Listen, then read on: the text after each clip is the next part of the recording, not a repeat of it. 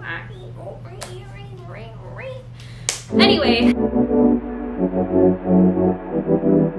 what's up everyone? Welcome back to Here's the Thing. Here's the thing, I did a little bit of a challenge this week, which was a lot of fun and not really, it was more interesting than it was fun. It was just kind of a time. It was like a weird time. It was only an hour's worth of time, but it was a weird time. So I've been thinking for a few days now about intentionally setting aside some time to turn my phone off and just lock it up in some drawer in my room and not use it for like an hour. It was around lunchtime and all of my roommates, including myself, were cooking lunch, and I thought to myself, you know what, this is supposed to be an intentional time anyway, and I know that we are already intentional people, but I'm just gonna put my phone away and we're just gonna see what happens. Interesting, to say the least. So basically, I didn't have my phone, and within that hour, these are the things I did. I cooked, I ate, I had conversation with my roommates while we all ate together, and then I picked up my stuff and I cleaned a little bit. I listened to music, kind of jammed out, danced, and then that was it, time was up. So it wasn't like I had like absolutely nothing to do, but the way I did what I did was done differently, I think.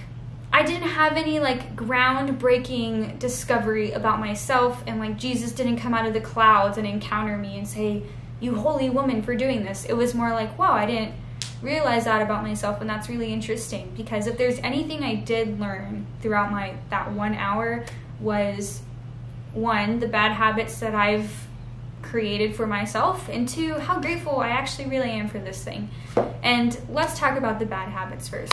Usually in a situation like that, I would have easily listened to music while I was cooking, or I would have had my phone next to me, which doesn't make any sense because I'm cooking. But I realized how most days, or okay, like every day when I do something like that where I don't necessarily need my phone to do it, I still desire to have it next to me just because it offers a sort of security, if that makes any sense.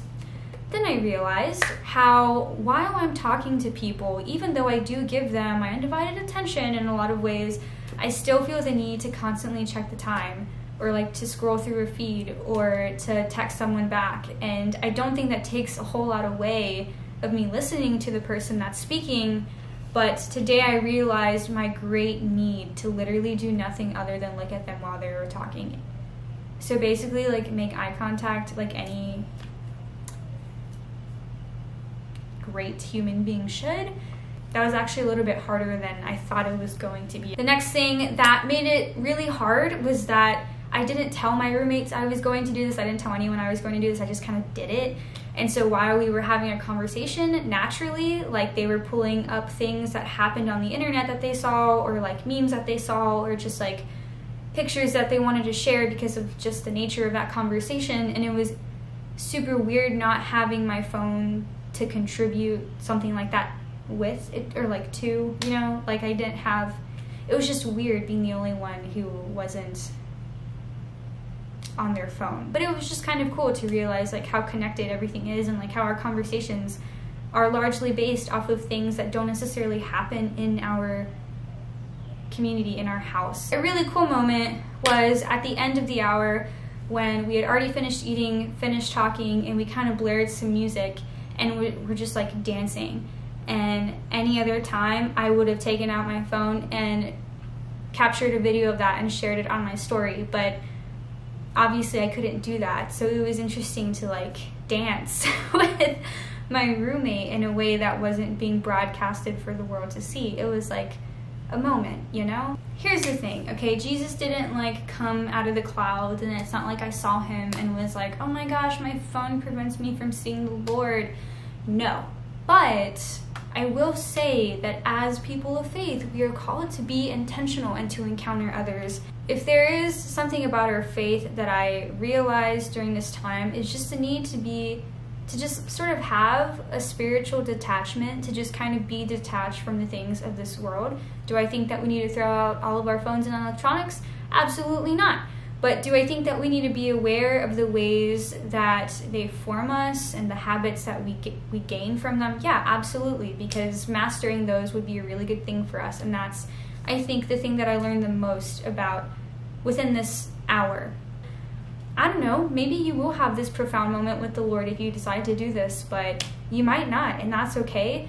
But no doubt in my mind that if you do decide to do this challenge, you're going to realize something, even if it's kind of small.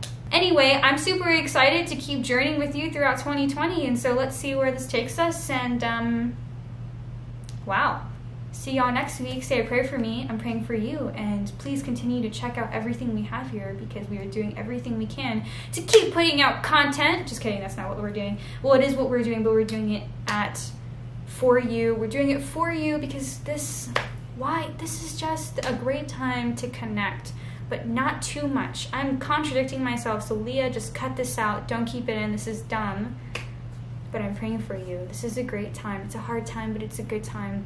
And we're going to get through it, and it's going to be okay. And summer is coming up, and even though everything might still be closed, it's fine because we have the weather, we have ourselves, we have our families and our friends, we have the Lord. And truly, what more do we need? You know? Anyway, see you soon. Okay, bye.